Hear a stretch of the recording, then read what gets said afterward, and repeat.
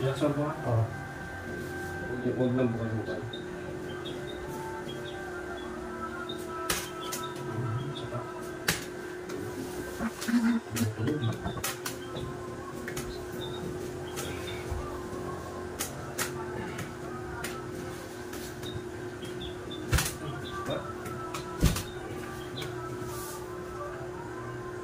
So saan kayo nag-aral dito parang? Okay. Oo, kaunti-unti mas malaki pa sa na. Ito. Ito pero ito hindi na dito sa loob ang tanong. sa loob ng sugat. Pero pag dito sa likod, meron ba? Wala na. Hindi na gano'n. Sarap. Kasi ang kailangan mo, kasi ang iba massage na mahilot-hilot. Ito kasi magaling talaga ng buo. Sabi ko gano'n, ayaw ko magpagalaw ako gano'n masarap. Ang ginahanap yung marunong talaga pa ba, makakaintindi ng paano. Grabe niya yung cartilage sa gilid. Napudpud na cartilage niya kasi. So, overuse na ito kasi sir? Ha? Overuse ng food, no? Yung hindi ako bumagsak, wala mong problema ako dati. Kasi sports lang kasi nagalaro ka. Kasi di ba nag-inom ka ng gamot o silaro mo? Oo. Overuse na ito siya. Try na po yung lakad.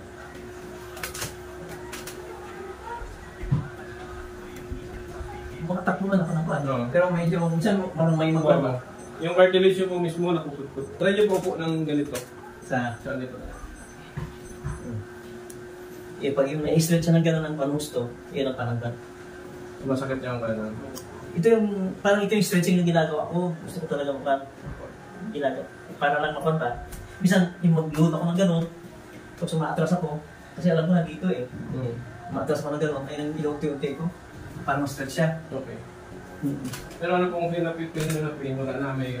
Yung may konti pa pa. Yung dito, yun wala yung position. Ito na-adjust ko na ito. Yung problema nito, pag wala ka overuse na ng ulit. Yung mga pain nito matatanggap ko ito. 2 days to 3 days makawala po. Hindi kasi parang athletics, parang minum kasi ako kagabi ng marami.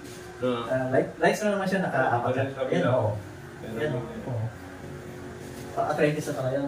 Yung arthritis pa yan. Sponsor naman yun eh, pag tournament na ako. Pag tournament ka na na ganyan. Oo. Gusto ma-overuse pa rin niya pag ganyan eh.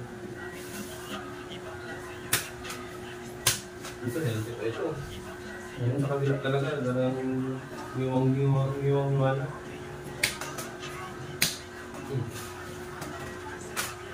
Ito, okay lang ba no? No. Nadamay lang yata sa... Sige.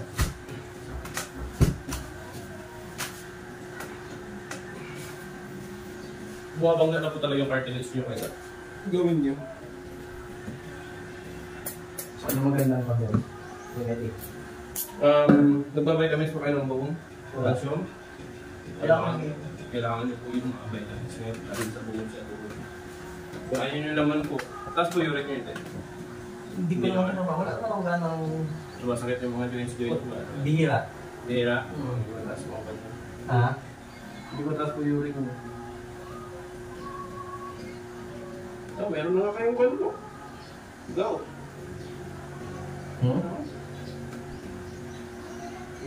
Taas po uric nyo? Taas po uric. Kasi hindi ako nagpapacheck ng uric. Hindi ako check. Pag nagpa-blood claim po kayo lahat yun. Hindi ako nagpapacheck. Dati kasi matindi ako maglaro. Tapos may isang bagsak na ako na pagtanong ko ba, pagbagsak ko. Hanggang napakalakas ng putok pa. Tumulong na rin din. Nag-fracture po, nag-fracture po. Sila po na hindi makalakad ng diretso. Pang-alim na taon na ito na pa.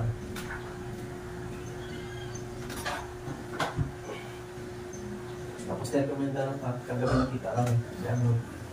Aling mo sa dito. Ayun, hindi ko gano'ng naitanong pero sabi niya. Sa dami kasi ng tao din kasi hindi ko na maalala. Sabi niya gano'n, binigyan yung M-Ray na pa sa Facebook mo. Tapos hindi ko, pinicture ako, akala ko nandun na yung address mo. So, sabi niya, Prop 10 o gano'n. Prop 8. Tumawag ko ulit ako sa kanya kanina, sabi niya gano'n. Prop 1, Prop 8, barangay mo na. Sila po, masakit? Hindi, nasakit. Yung kanina di ba masakit kanina lang. Ito, naalayin ko lang po ito. Naalayin ko lang yun ito. Naramdam nyo naman po pag umitik, gumanan. Ang gagawin nyo lang ito is pahinga po muna. Tapos, pagdating nyo po ng 1 week or 2 weeks, pwede na kayo mag-exercise.